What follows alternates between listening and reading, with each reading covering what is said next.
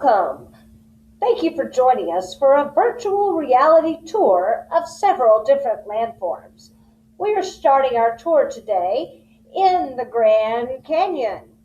This wonderful canyon can be seen. We're looking at the top, and as you can notice, there's very many layers of strata. You can literally see how that sediment has been placed in layers over time. Now, the question I have for you is, which layer is oldest? Is it the layer on the top or the layer on the bottom? If you said the oldest layer is on the bottom, you are correct, which means our youngest rock is way up at the top. So we're taking a virtual tour just to give you an idea of just how big the canyon is. You can see a person's height in comparison to these steep canyon walls. And look, it goes all the way around.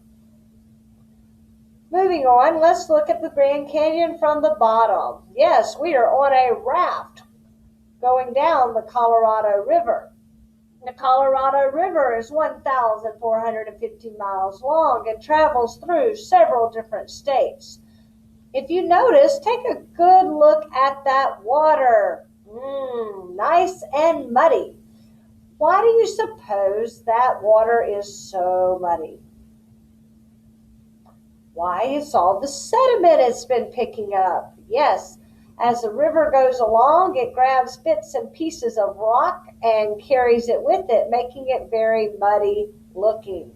As we move along, I want you to kind of glance up, okay? As we're going through, you can see that these sides go up, and it is very steep all the way up there. Because it's being cut out and carved out by a river, it is very steep indeed. Hello, fellow travelers down the river. It's amazing. Moving on, we are going to now leave the Colorado River at the bottom of the Grand Canyon, and we are going to travel instead to the top of a snowy mountain. Yes, we are at the top of Mount Hood, one of the most climbed mountains, probably the second most climbed mountain in the United States. It is 11,239 feet above sea level. It is located in the northwest corner of the United States, and it is crowned by 11 glaciers. It is also a volcano, a stratovolcano to be exact. If it ever blows its top, it's going to make a huge mess. All right, let's draw our attention to some of these things on here. All right, this looks just like snow, but perhaps that's a glacier underneath. It's a little hard to tell. Okay, as we're looking around, wow, what a view. It's beautiful. Hey, let's focus our attention right down here. Do you see these U-shaped valleys being carved out? There must have been a glacier going through there long ago. Moving along. All right, there is Mount Hood, looking at it from beside instead of on top. You can see that beautiful mountain. Oh, look, a little cabin. Somebody must have stayed here because they liked the view. Moving on. Wow, check this out. We have now traveled to the Rocky Mountains. The Rocky Mountains are a beautiful mountain range, not too far from Mount Hood.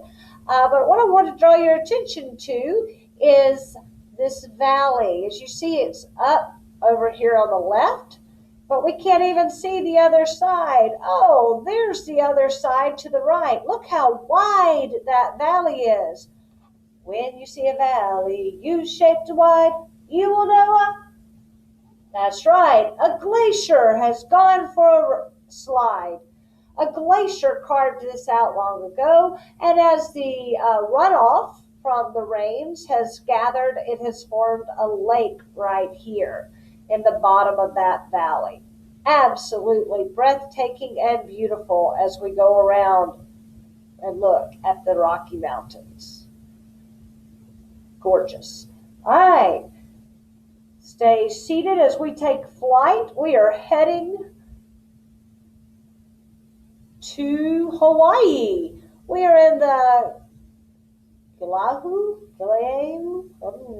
My pronunciation of Hawaiian words is not too good, but we're in a volcano. Actually, we're standing in the caldera or crater after a volcano has erupted and it kind of settled back down. This gray stuff is actually hardened lava. You'll see that there's a lot of growth coming around this area. When you think of volcanoes, you think of their destruction and how they tear things up, and they do, but they also create new land and add a lot of nutrients into the soil for things to grow.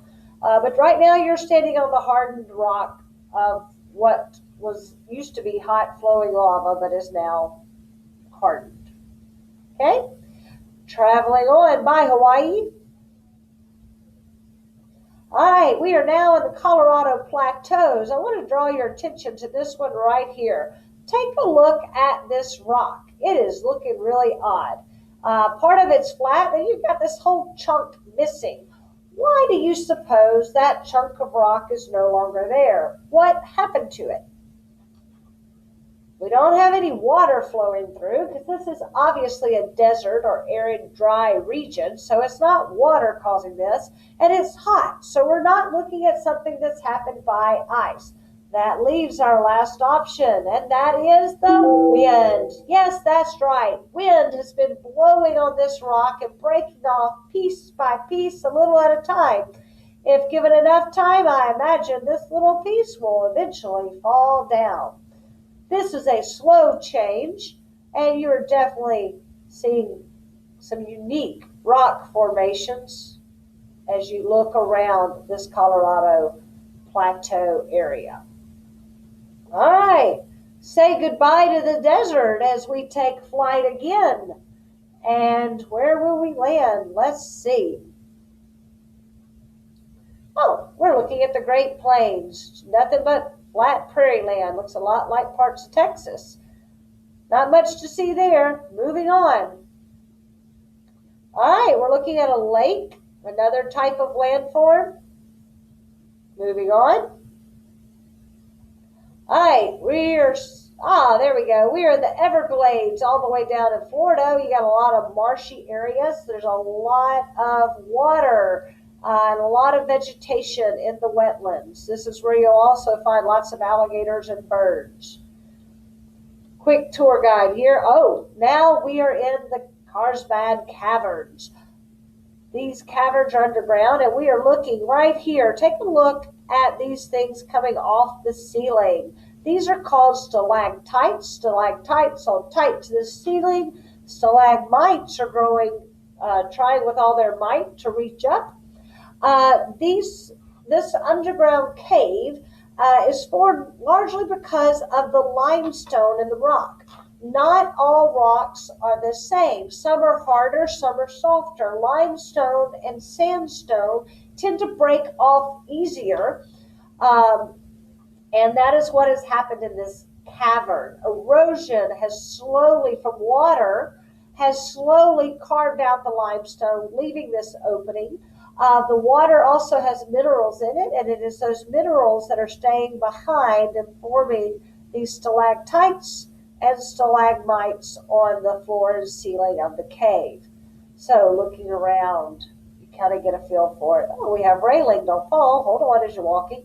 There we go. There's some more stalactites at the top, stalagmites at the bottom. But again, slow erosion by water has slowly carved out that cave. Moving along, we're flying onwards. Oh, look at here. We're at Yellowstone National Park looking at Old Faithful rupturing. This is a geyser formed from the magma underground. It heats the groundwater and sends it spewing up faithfully every few minutes. It's a great thing to go and see. Kind of tour on around. You can see more steam coming off the ground. And there we go again. All right, we've gone full circle. Moving on. Our next tour. All right, we have now flown all the way to Alaska. You know, it's hard for us in Texas to imagine a big old sheet of ice called a glacier.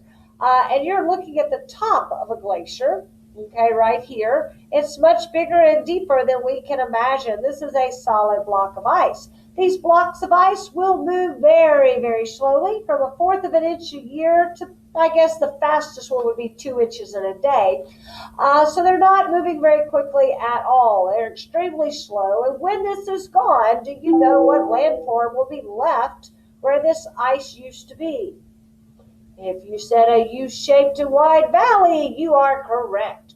Glaciers carve out valleys in the mountains.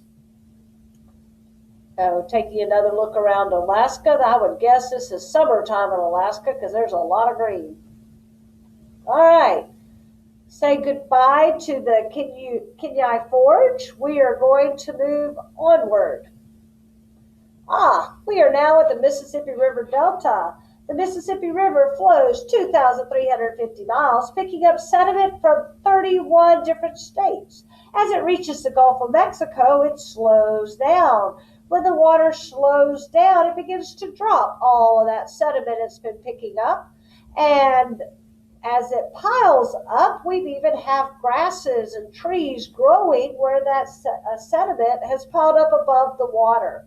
If you've ever wondered why the Texas ocean area at Galveston is so dark and muddy, the Mississippi River is to blame. It's all of that sediment that makes it gross in color, that muddy color. If you go to Florida or the Florida beaches, it's a lot clearer because it's away from the Mississippi River sediment. Okay, so again, a slow change as it slowly drops sediment after sediment until it piles up, forming deltas, often in the shape of triangles. Kind of hard to tell that from here. Oh, look, paddle faster. We got to keep moving. All right, here we are at a creek, similar to a river, just a little bit slower moving, but beautiful to watch. I hope you've enjoyed your virtual tour today. Please keep your hands and feet inside the vehicle until we come to a complete stop. We will be exiting from this virtual tour. Thank you for joining us and have a great day.